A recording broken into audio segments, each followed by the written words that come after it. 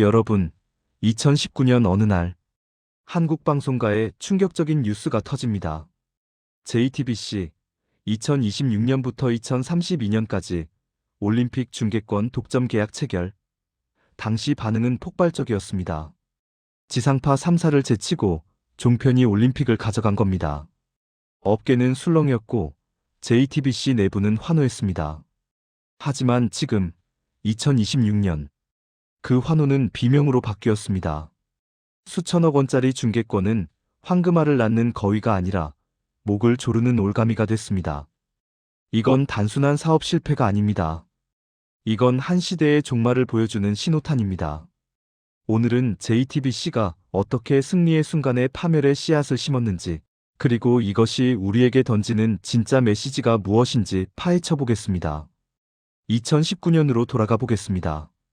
당시 JTBC는 정말 잘 나가고 있었습니다. 뉴스는 영향력 1위, 드라마는 계속 화제작을 터뜨리고, 예능은 신선한 기획으로 시청자를 사로잡았습니다. 광고주들은 줄을 섰고, 시청률은 상승 곡선을 그렸습니다.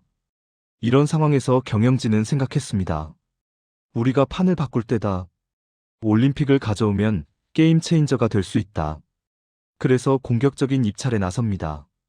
얼마를 썼는지 정확한 금액은 공개되지 않았지만 업계 추정치는 수천억 원대입니다. 그것도 한 회가 아니라 2026년부터 2032년까지 4번의 올림픽을 통째로 가져온 겁니다. 당시엔 누구도 이게 문제라고 생각하지 않았습니다. 오히려 JTBC 대단하다, 역시 공격적 경영, 이런 찬사가 쏟아졌습니다.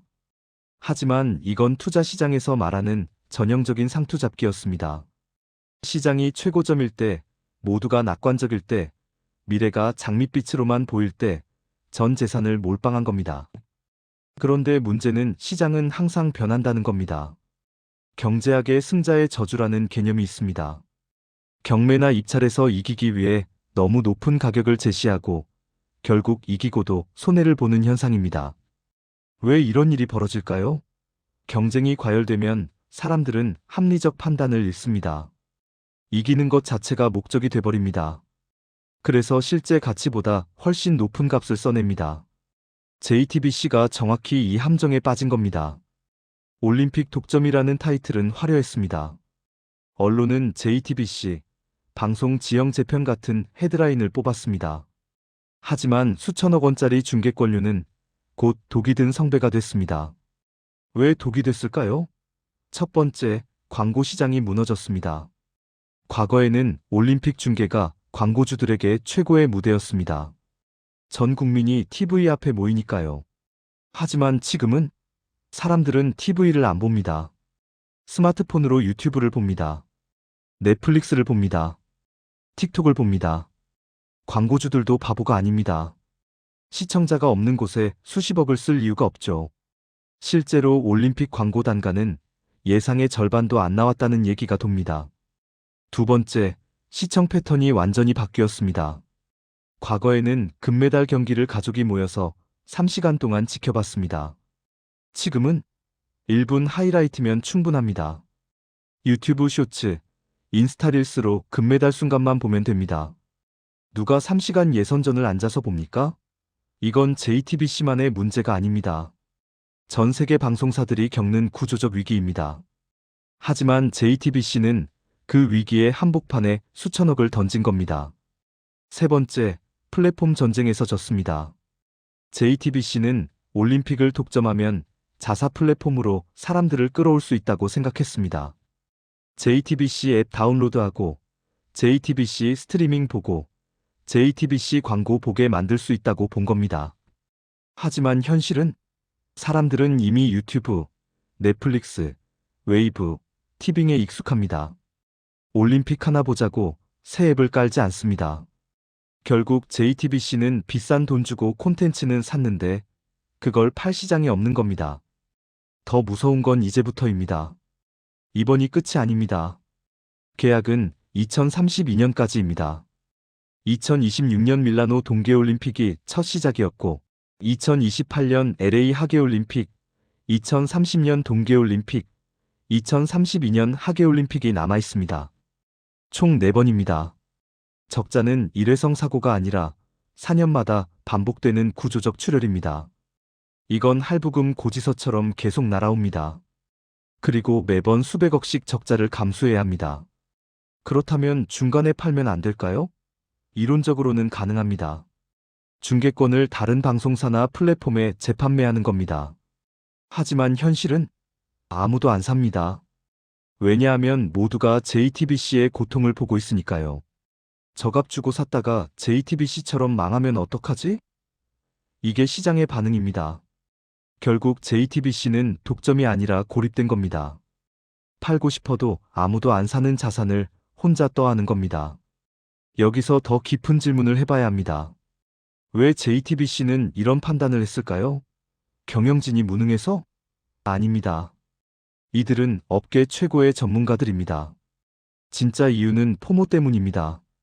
FOMO, Fear of Missing Out, 뒤처질 것에 대한 공포. 2019년 당시 방송시장은 격변기였습니다.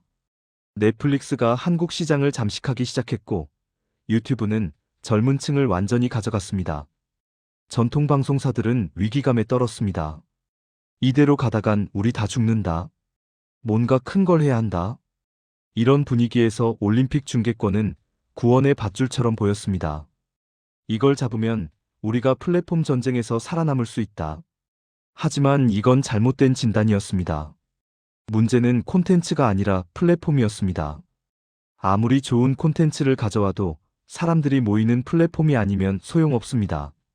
마치 최고급 요리를 만들었는데 식당 위치가 산속 오지면 손님이 안 오는 것과 같습니다. JTBC는 최고급 요리에만 집중하고 식당 위치는 신경 쓰지 않은 겁니다. 그렇다면 시장은 어떻게 변했을까요? 광고주들의 행동을 보면 답이 나옵니다. 삼성전자를 예로 들어보겠습니다. 과거에는 올림픽 시즌이 되면 TV 광고에 수백억을 쏟아부었습니다. 프라임타임 30초 광고 한 편에 수억 원씩 냈습니다. 지금은 유튜브 인플루언서와 협업합니다. 틱톡 챌린지를 만듭니다. 인스타그램 타겟 광고를 돌립니다. 왜냐하면 효율이 훨씬 좋으니까요. TV 광고는 1,000만 명에게 뿌리지만 그중 몇 명이 봤는지, 몇 명이 구매했는지 알 수 없습니다. 하지만 디지털 광고는 클릭수, 체류 시간, 전환율까지 다 나옵니다. 투자 대비 효과를 정확히 측정할 수 있습니다. 현대자동차도 마찬가지입니다. 과거엔 올림픽 공식 스폰서로 수백억을 냈습니다. 지금은 그 돈을 유튜브 크리에이터와의 협업에 씁니다. 인기 유튜버가 신차를 타고 여행하는 콘텐츠 하나가 TV CF 10개보다 효과가 좋습니다.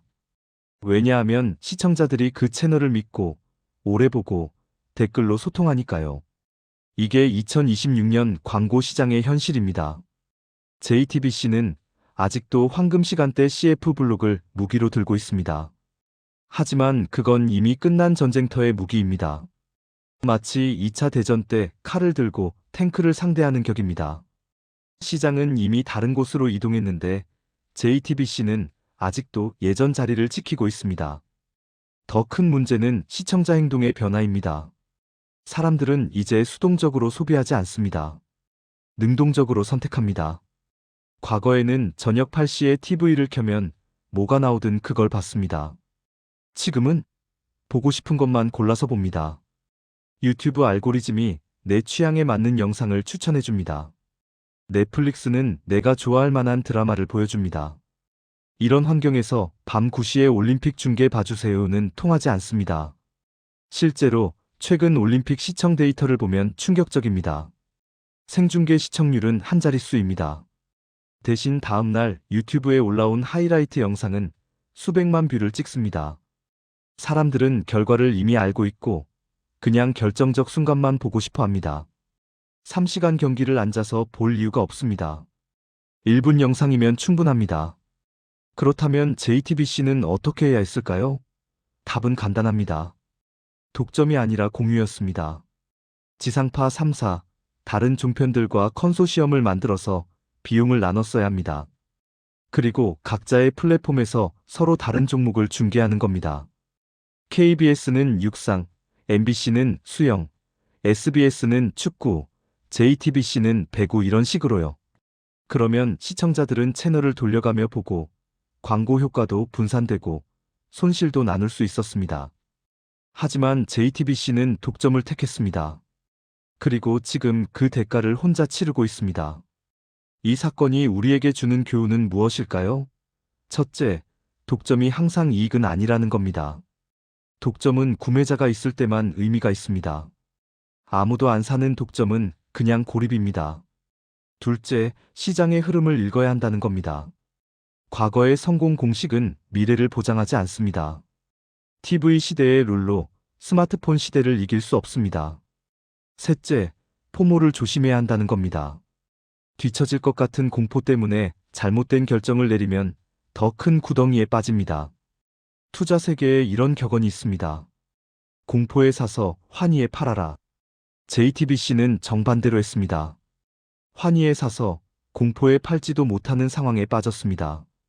2019년 모두가 낙관할 때 최고가를 주고 샀고 2026년 위기가 닥쳤을 때 팔 곳도 없습니다. 이건 투자의 실패가 아니라 타이밍의 실패입니다. 지금 이 순간에도 JTBC 경영진은 회의실에서 머리를 싸매고 있을 겁니다. 다음 올림픽은 어떻게 하지? 손실을 어떻게 메우지? 하지만 답은 없습니다. 이미 계약은 끝났고 시장은 변했고 시청자는 떠났습니다. 남은 건 2032년까지 계속될 출혈뿐입니다. 한 가지 더 무서운 건 이게 JTBC만의 문제가 아니라는 겁니다.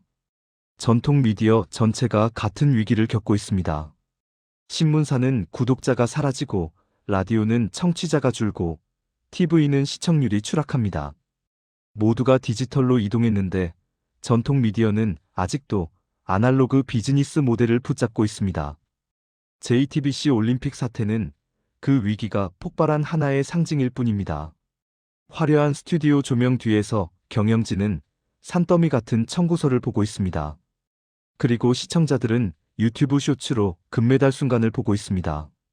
TV 시대의 상징이 스마트폰 화면 속에서 무너지고 있습니다. 이건 한 방송사의 실패가 아닙니다. 플랫폼 전쟁에서 9세대가 패배한 순간입니다. 투자는 독점이 아니라 수익 구조를 보는 게임입니다. JTBC는 그걸 놓쳤습니다. 그리고 우리는 그 대가를 실시간으로 목격하고 있습니다. 승자의 저주는 진짜였습니다. 그리고 그 저주는 2032년까지 계속됩니다. 이 영상이 도움이 되셨다면 좋아요, 구독 부탁드립니다. 다음 영상에서 또 만나겠습니다. 감사합니다.